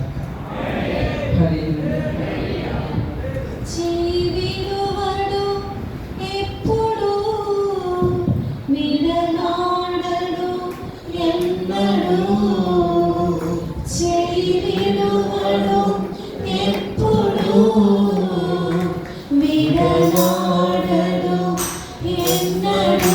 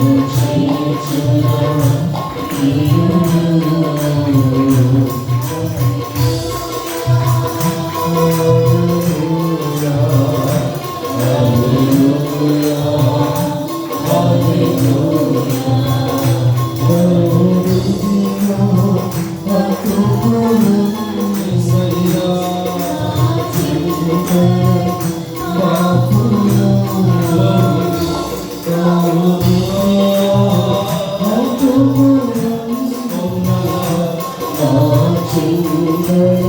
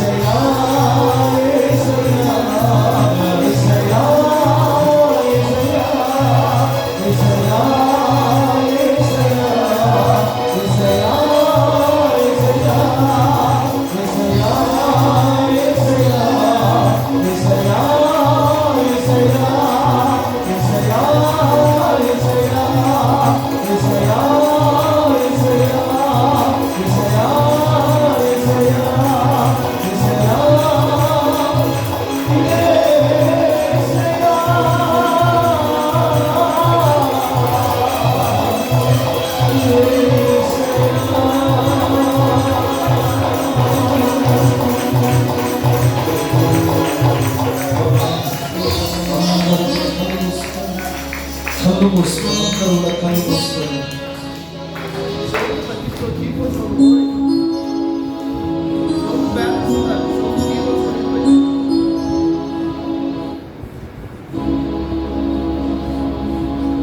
దేవుని సన్నిధిలో మనల్ని రెండు చేతులు పైకెత్తి అప్పగించుకుంటాం. నా దేవుడు నీ చేతులు పట్టుకున్నాడు. నీ బంధువులు నీ చేతులు వదిలిపెట్టారు, నీ స్నేహితులు నీ చేతులు వదిలిపెట్టారు, ఆప్తులు నీ చేతులు వదిలిపెట్టారు, ఈ లోకస్తులందరూ చేతులు వదిలిపెట్టి ఉండగా నా దేవుడు నీ చేతులు పట్టుకొని ఐగుప్తులో నుండి నిన్ను తోడుకుని వచ్చాడు. ఆ ఐగుప్తే భయంకరమైన పాపం. ఆ పాప సంబంధమైన బ్రతుకులో నుండి నా దేవుడు నిన్ను విడిపించి నిన్ను ఒక మహిమ గల సంఘంలో చేర్చాడు. ఒక్కసారి ఆగి ఆలోచించు. నీ జీవితంలో నువ్వు ఐగుప్తు అనుభవాలతోనే ఉండిపోయావా? ఇంకా నీ లోక సంబంధమైన బ్రతుకులోనే బ్రతుకుతున్నావా? నా దేవుడు ఐగుప్తులో నుండి నీ చేతులు పట్టుకొని ఒక మహిమ గల తోటలోనికి ప్రభు నిన్ను సమకూర్చాడు. ఆయన నిన్ను పట్టుకున్నాడు. నీవు ఆయన్ను పట్టుకోగలవా? ఆయన నిన్ను పట్టుకున్న వెంటనే నువ్వు ఆయన గట్టిగా పట్టుకుంటే ఎన్నడూ నువ్వు దేవుడికి దూరం కావు. రక్షణ ద్వారా నిన్ను పట్టుకున్నాడు. మారు మనస్సు ద్వారా నిన్ను పట్టుకున్నాడు. ఆ పట్టుకున్న దేవుడు ఎందుకు నీ చేతులు పట్టుకున్నాడో తెలుసా? నువ్వు ఆయనతో సహవాసం చేయాలి, నువ్వు ఆయనతో ప్రార్థన చేయాలని. ఆ ప్రార్థన ద్వారా నువ్వు దేవుడికి అధికంగా గడపాలని. అబ్రహాము లోతు కుటుంబం కొరకు కన్నీళ్లతో ప్రార్థన చేస్తున్నాడు. నువ్వు ఎందుకు దేవుడు నీ చేతులు పట్టుకున్నాడో తెలుసా? నీ చేతులు పట్టుకోవడానికి ప్రధానమైన కారణం నువ్వు అనేకుల కొరకు ప్రార్థన చేస్తావని, నువ్వు ప్రార్థించే బిడ్డగా నువ్వు ఉంటావని, ఆ ప్రార్థనలో పోరాడే బిడ్డగా నువ్వు ఎదుగుతావని నా దేవుడు నీ చేతులు పట్టుకొని ఉన్నాడు. అంత మాత్రమే కాదు బిడ్డ, నీవు దేవుడితో నిబంధన కలిగిన బిడ్డగా నువ్వు ఉండాలని ఆయన నీ చేతులు పట్టుకున్నాడు. కొంతమంది మాట ఇచ్చి తప్పిపోతారు, మాట ఇచ్చి తప్పిపోతారు, కానీ నిబంధనలో నిలిచేవారే ఆయన చేతులు పట్టుకునేవారు. ఆయన నీ చేతులు పట్టుకోవడానికి ప్రధానమైన కారణం ఏంటి అంటే నువ్వు నిబంధనలో రావాలి. ఆ నిబంధన ఎవరు చెదరగొట్టకూడదు. రూతు నిబంధన జ్ఞాపకం తెచ్చుకో. ఆనాడు ఇశ్రాయేలు ప్రజలతో నిబంధన చేశాడు దేవుడు. వివాహ వ్యవస్థ ఒక నిబంధన. ఆయన మనల్ని పెళ్లి చేసుకుని నిబంధన చేసుకున్నాడు.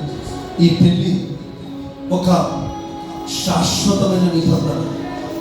ఈ పెళ్లి ఒక శాశ్వతమైన నిబంధన. యుగయుగాలు ఆయనతో కలిసి ఉండే నిబంధన. అంత మాత్రమే కాదు, నీ కన్నులు తెరవబడాలి, నువ్వు మనోనేత్రములు తెరవబడాలి. ఇదిగో నువ్వు ఫలభరితమైన అనుభవాలు చూడాలి. అంత మాత్రమే కాదు, యేసును చూడగలిగిన నేత్రములు నీ నేత్రములుగా మారాలి. అందుకే ఆయన నీ చేతులు పట్టుకున్నాడు. నీ చేతులు పట్టుకొని నీ కన్నులు మనోనేత్రములు తెరిచి ఒక ఫలభరితమైన జీవితాన్ని చూపిస్తూ, అంత మాత్రమే కాదు, నువ్వు సాక్షాత్తు యేసును చూడాలని, నువ్వు యేసును చూడాలని నీ మనోనేత్రములు తెరిచి, నీ మనోనేత్రములు తెరిచి నేను శాశ్వత నిబంధనగా మార్చుకున్నాను నా దేవుడు. ఈరోజు ఒక తీర్మానంలోకి నువ్వు రావాలి. రేపు మనమందరము మన చేతులు ఆయన పట్టుకోబోతున్నాడు.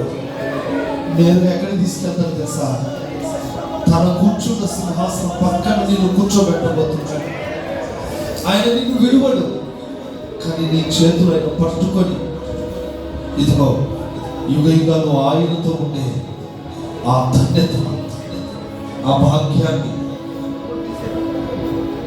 భాగ్యాన్ని నా దేవుడు నీకు ఇవ్వబోతున్నాడు. అదిగో నీ చేతులు ఆయన పట్టుకోబోతున్నాడు. రెండు చేతులు చాచి ఆయన వైపు చూడు. అదిగో నీ చేతులు ఆయన పట్టుకుంటున్నాడు. ఆయన నిన్ను తీసుకెళ్ళిపోబోతున్నాడు. రేపు ప్రభు వచ్చుకున్నావునా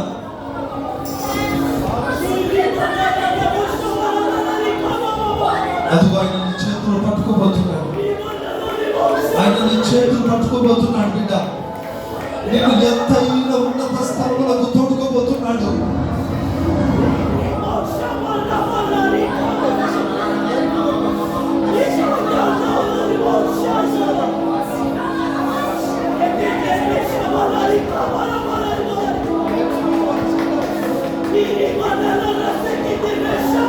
అదిగో నీ చేతులు ఆయన పట్టుకోబోతున్నాడు. నిన్ను ఎత్తుకొని పోతున్నాడు ఆయన. ఈ లోకం అనే బంధకాలు తెంపుకొని అదిగో సియోనులోనికి తీసుకెళ్ళిపోబోతున్నాడు.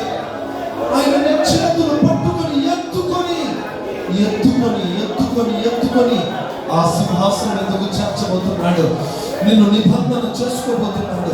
నిన్ను ప్రార్థనాత్మతో నింపబోతున్నాడు. నీ కన్నులు నా దేవుడు తెరవబోతున్నాడు. నిబంధన జనముగా నా దేవుడు చేయబోతున్నాడు. నీ చేతులు పట్టుకొని ఎత్తుకొని ఆ మహిమల సింహాసనంలో ఆయనతో కూర్చునే అభిషేకాన్ని, ఆయనతో కూర్చోగలిగిన స్థాయిని చప్పట్టుకుంటూ కృప పొందుకో, చప్పట్టుకుంటూ కృప పొందుకో. అదిగో నీ చేతులను పట్టుకోబోతున్నాడు. విడువని దేవుడు, ఎడబాయని దేవుడు. అదిగో అదిగో అదిగో ఐగుప్తులో నిన్ను విడిపించి శాపగ్రస్తమైన నీ బ్రతుకును తప్పించి నీ చేతులను పట్టుకోబోతున్నాడు. ఇప్పుడు తండ్రి చేతులు వదిలిపెట్టి, తండ్రి చేతులు వదిలిపెట్టాడు. కారణం ఏంటి తెలుసా? ఆయన నీ చేతులు పట్టుకుంటున్నాడు. నువ్వు ఆయన చేతులు పట్టుకొని ఇప్పుడు ఆయన గట్టిగా పట్టుకో, ఆయన గట్టిగా పట్టుకో. ఆయన పట్టు వదలని పట్టు, నీ పట్టు విడువని పట్టుగా ఉండాలి. ప్రియ దేవుని నా పరమగీత కన్యగా ఉంటుంది. నా ప్రియుని నేను గట్టిగా పట్టుకున్నాను. ఈరోజు నా ప్రియుని గట్టిగా పట్టుకోగలిగితే, నజరేయుడైన యేసును గట్టిగా పట్టుకోగలిగితే, ఆయన గట్టిగా పట్టుకోగలిగితే, విడువగా పట్టుకోగలిగితే, వదలక పట్టుకోగలిగితే, ఆయన హత్తుకోగలిగితే ఆయన రాజ్యంలో ఉండాలని ఆశపడుతున్న దేవుడు. కన్నీళ్లతో యేసు వైపు చూస్తావా? ఇంతవరకు నీ జీవితంలో ఎవరినెవరినో పట్టుకొని తీయలేవు. వాళ్ళు వదిలిపెడతారు బిడ్డ. కానీ విడువని దేవుడు, ఎడబాయని దేవుడు నీ కుడి చెయ్యను పట్టుకొని అదిగో ఆ విందులోనికి తోడుకొని పోతున్నాడు. ఆ విందులోనికి తీసుకెళ్ళిపోబోతున్నాడు. ఆ పరలోకంలోనికి తీసుకెళ్ళిపోబోతున్నాడు. అందరూ చేతులు వదిలిపెడతారు, కానీ నా దేవుడు నీ చేతులు వదిలిపెట్టేవాడు కాదు. గట్టిగా ఆయనను మాత్రమే పట్టుకుందుము గాక. మన మనోనేత్రములు తెరవబడును గాక.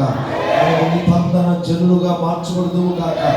మనమందరము ఆయనతో ఉండే భాగ్యాన్ని పొందుదుము గాక. ఒక్కసారి అందరు మోకాళ్ళ మీదకి వచ్చి రెండు కన్నులు గట్టిగా మూసుకొని, ఎవ్వరు కళ్ళు తెరవద్దు. అందరూ మందిరంలో ఉన్న మనమందరం కళ్ళు మూసుకొని మౌనంగా ఎవ్వరు మాట్లాడద్దు. ఒక ప్రత్యేకమైన తీర్మానం. ఈరోజు నీ బంధువులు చేతులు వదిలిపెట్టారు, నీ స్నేహితులు చేతులు వదిలిపెట్టారు, ఆప్తులు చేతులు వదిలిపెట్టారు. నిన్ను ఐగుప్తులో నుండి తన చేతులు పట్టుకొని ఇదిగో జీవము గల మందిరంలోకి తెచ్చాడు. ఎందుకు చేతులు పట్టుకున్నాడు తెలుసా? నువ్వు గొప్ప ప్రార్థన పరుడుగా మారాలని, నశించిపోతున్న ఆత్మల కొరకు ప్రార్థన చేయాలని. ఎందుకు చేతులు పట్టుకున్నాడు తెలుసా? అందరూ నిబంధనలు చేసి ఆ నిబంధన త్రోసేస్తారు, కానీ నా దేవుడు నిబంధన చేస్తే నిన్ను త్రోసివేసేవాడు కాదు. ఆయన చేతులు పట్టుకొని నిబంధన చేయి. అంత మాత్రమే కాదు, ఆయన నా చేతులు పట్టుకొని తోడుకొని ఎండిన ఎముకలోకి తీసుకెళ్లి ఆత్మతో నన్ను నింపాడు. ఆయన చేతులు ఎందుకు పట్టుకుంటున్నాడంటే నీ మనోనేత్రములు తెరిచి తనతో ఉండే భాగ్యాన్ని, నీకు ఇవ్వడానికి, నీకు ఇవ్వడానికి. ఈ లోకంలో మనుషులతో ఉన్నాం, భర్తతో భార్యతో ఉన్నాం, పిల్లలతో ఉన్నాం. కానీ అట్లా కాదు, రేపు ప్రియుడితో, మన ప్రాణ ప్రియుడు, ధవలవర్ణుడు, రత్నవర్ణుడు, అదిగో 10,000 అతి సుందరుడైన యేసుతో మనం ఉండబోతున్నాం. ఇది దేవుడు మనం చేతులు పట్టుకుంటున్నాడు. ఆ చేతులు రమ్యమైన, మహిమ కలిగిన, గాయపడిన చేతులు నేను పట్టుకోబోతున్నాడు. ఒక్కసారి 2 చేతులు చాచి నీ చేతులు ఆయన పట్టుకున్నట్లుగా ఫీల్ అవుతూ, నువ్వు కూడా ఆయన గట్టిగా పట్టుకున్నట్లు ఫీల్ అవుతూ, ఈ రోజున నా కుడి చేయి పట్టుకునే దేవుడు ఇదిగో నీ చేతులు పట్టుకున్నాడు ఆయన, పట్టుకున్నాడు ఆయన, పట్టుకున్నాడు ఆయన, పట్టుకున్నాడు. విడవడు. బిడ్డ, బిడ్డ, నిన్ను చేతులు పట్టుకుంటున్నాడు. సింహాసనం దగ్గర తీసుకెళ్ళిపోబోతున్నాడు. కన్నీరికి ఉండదు, వేదనకి ఉండదు, దుఃఖం ఉండదు, బాధ ఉండదు. ఆయన రాజ్యంలోకి వెళ్ళిపోబోతున్నాం. ఆ మహిమలో ఆయనతో నీ నీ నీ ఆయన కౌగిల్లోకి వెళ్ళిపోతాం. మనం ఆయన ఒడిలోనికి మనం వెళ్తాం. ఆయన బడిలో మనం చేరుతాం. నీ కన్నీళ్ళు ఆయనే తుడుస్తాడు. ఆయన కుడి పార్శ్వమందు పెళ్లి కుమార్తెగా, వధువు సంఘముగా యుగ యుగాలు ఆయనతో ఉండబోయే ఆ మధుర క్షణం, ఆ గడియ ఆసన్నమైంది. నీ చేతులు పట్టుకుని ఉన్నాడు. ప్రభు ఇంతగా మనల్ని ప్రేమించిన ప్రేమ కొరకు స్తోత్రం చెల్లిద్దాం. ప్రభు మనతో మాట్లాడిన ప్రతి మాట కొరకు స్తోత్రం చెల్లిద్దాం. విత్తబడిన మాటలు మన చేతులు ఆయన పట్టుకుని మనం ఎక్కడికి తోడుకొని వెళ్తాడో ఆయన చోటు, ఆయన ఆయన మనల్ని తీసుకెళ్లి ఆ గమ్యమునకు నడిపించినట్లుగా స్తోత్రం చెల్లిద్దాం. ఆయన ఎలాగో మనల్ని పట్టుకున్నాడు, మనం కూడా ఆయనను అలాగే గట్టిగా పట్టుకొని విడువక మనమందరం ఆయనతో ఐక్యమగునట్లుగా స్తోత్రాలు చెల్లిద్దాం. విత్తబడిన వాక్కు మన జీవితంలో ఫలభరితంగా మార్చినందుకు స్తోత్రం చెల్లిద్దాం. తండ్రి అయిన దేవునికి స్తోత్రం చెల్లిద్దాం. కుమారుడిని యేసయ్యకు స్తోత్రం చెల్లిద్దాం. పరిశుద్ధాత్మ దేవునికి స్తోత్రాలు చెల్లిద్దాం. ఆయన రాకడకు రాజ్యానికి ఆయత్తపరిచినట్లు స్తోత్రం చెల్లిద్దాం.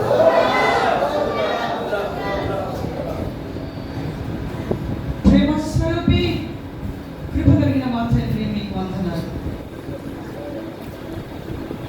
ఈ సాయంకాల వేళలో మీ సన్నిధి మా మధ్యలో ఉంచి మీరు మా మధ్యలో సింహాసనాసీనులై మీరు ఈ కూడికి నాది ఎంతమై నడిపించినందుకై మీకు స్తోత్రం తండ్రి.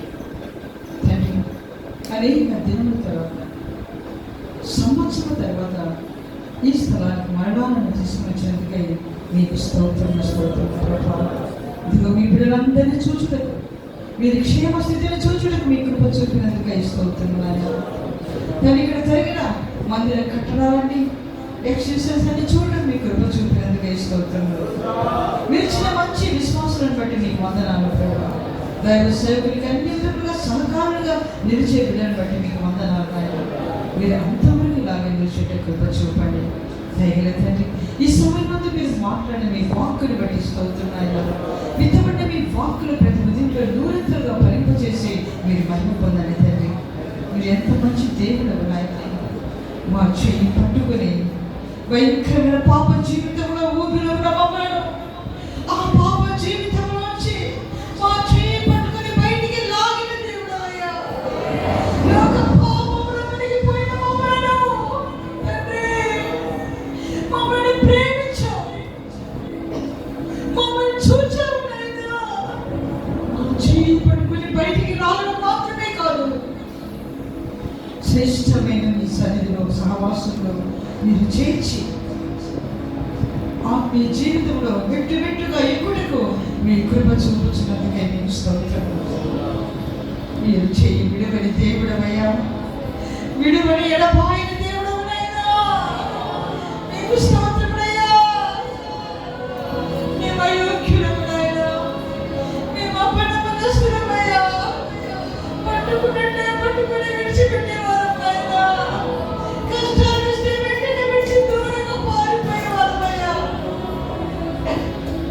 అయితే ఈ స్థితిలోనూ మా చేయి విడవక నీకెంత బాధ కలిగినా నీ శరీరం అంతా కూడా మొత్తపడుచున్నప్పటికీ కూడా మా చేయి గట్టిగా పట్టుకున్నావు తండ్రి. అందుకే ఈ దినం మేము ఈ విధంగా నిలబడగలిగాం.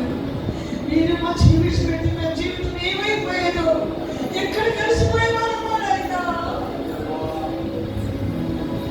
మహాకరికరు కలిగిన మా తండ్రి. మీ ప్రేమ కొరకై వందనాలు. మా కొరకు సమస్త త్యాగం చేసుకున్నాం. శరీరం అంతా ఉండబడ్డావయ్యా. అయినా మా చేయి విడవాడు విడవలేదు. తండ్రి చేత చేయి విడవబడ్డావు. అయినా మా చేయి విడవలేదు తండ్రి. నీకు స్తోత్రం. నీ ప్రేమ కొరకై వందనాలు నాయనా. మమ్మల్ని గట్టిగా పట్టుకుని మేము కూడా మమ్మల్ని గట్టిగా పట్టుకోవాలని ఆశతో మా వైపు చూస్తున్న దేవా, నిశ్చయంగా ఈ సమయం నాయనా మీ సన్నిధిలో కూర్చున్న బిడ్డలందరూ కూడా గట్టిగా మీ చేయి పట్టుకోవడానికి మీ కృప చూపండి. గట్టిగా మీ చేయి పట్టుకోవడానికి మీ కృప చూపండి. ఇక మీద తీర్మానం చేసుకుని ఏ స్థితిలోని మీ చేయి విడవగా గట్టిగా పట్టుకొని మిమ్మల్ని వెంబడించుటకు సహాయం చేయండి నాయనా. మీ చేయి పట్టుకుని మీ అడుగులో అడుగు వేసి నడుస్తూ మీరున్న స్థానానికి చేరుటకు మీ కృప దయచేయండి. దయగలిగిన తండ్రి, ప్రతి ఒక్కరి మనోనేత్రుడు వెలిగించండి నాయనా. మీరు వెలిగించండి ప్రభా. పరమందు మీరు మా కొరకు దాచించిన ఆ శ్రేష్టమైన అనుభవాల వైపు దృష్టి ఉంచి చూచుటకు మనోనేత్రములు వెలిగించండి నాయన. దయగలిగిన తండ్రి, మా చేయి పట్టుకొని యుగ యుగములు మమ్మల్ని మీ ప్రక్కన కూర్చోబెట్టుకొని మమ్మల్ని ఏడుబడి చేయబోతున్న మా తండ్రి, మీకు స్తోత్రమయ్యా. ఆ అనుభవానికి మమ్మల్ని అందరినీ సిద్ధపరచండి.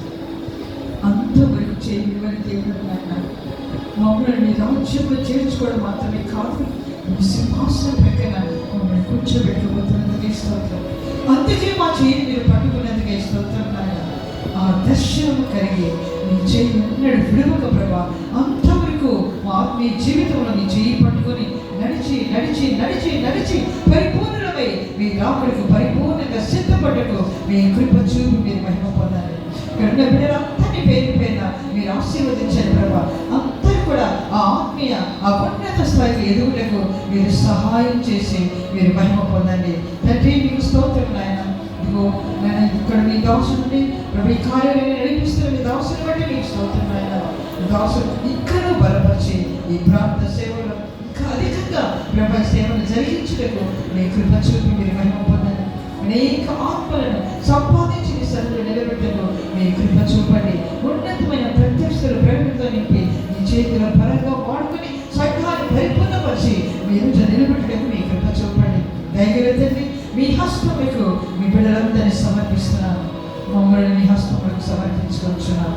అన్ని కోణాల్లో మమ్మల్ని పరిపూర్ణపరిచి మహిమగల మీ రాకడకు పరిపూర్ణంగా సిద్ధపరచున్నాం. యేసు నామములో వేడుకొనుచున్నాం తండ్రి. ఆమేన్.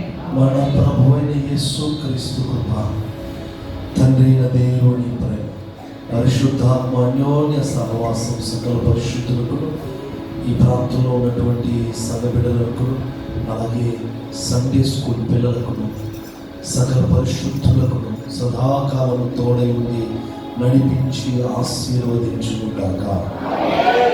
ఆమేన్. బిగ్గరగా చప్పట్లు కొడుతూ ప్రభువుని కనపడతాం. గట్టిగా సంతోషంగా హల్లెలూయా. దేవుని పరిశుద్ధ నామమునకు మహిమ కలుగును గాక.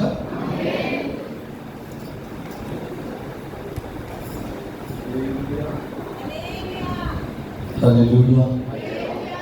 నా ఆహ్వానాన్ని మన్నించి నాకు సమయం కేటాయించి వచ్చి చక్కటి ఉపదేశాన్ని ఇచ్చిన నా ఆత్మీయ తల్లికి నా హృదయపూర్వక వందనాలు. అలాగనే దేవునక్కకు సిస్టర్స్కి ప్రత్యేకమైన వందనాలు. అన్నకు నా మరీ ప్రత్యేకమైన వందనాలు. మరి ముఖ్యంగా మీ అందరూ సమయానికి ఇక్కడికి వచ్చినందుకు మీ అందరికీ ప్రత్యేకమైనటువంటి వందనాలు. విశ్వాసులు కొంతమంది సమకూడి మీ అందరికీ చక్కటి ప్రేమావిధి సిద్ధపరిచారు. అందరూ కూడా ప్రేమావిధిలో పాల్గొని వెళ్ళండి. తర్వాత గుంపులుగా నెట్టుకుంటూ రాకుండా ఆత్మీయ తల్లి గారు అందరి కొరకు ప్రార్థన చేస్తారు. మీరు వరుస క్రమంలో సండే ఎలాగైతే వస్తారో అలాగనే వరుసగా రండి. తల్లిగారు మీ అందరి కొరకు ప్రార్థన చేస్తారు. తర్వాత మీరు ప్రేమావిధిలో పాల్గొనండి. అందరికీ వందనాలు తెలుస్తారు.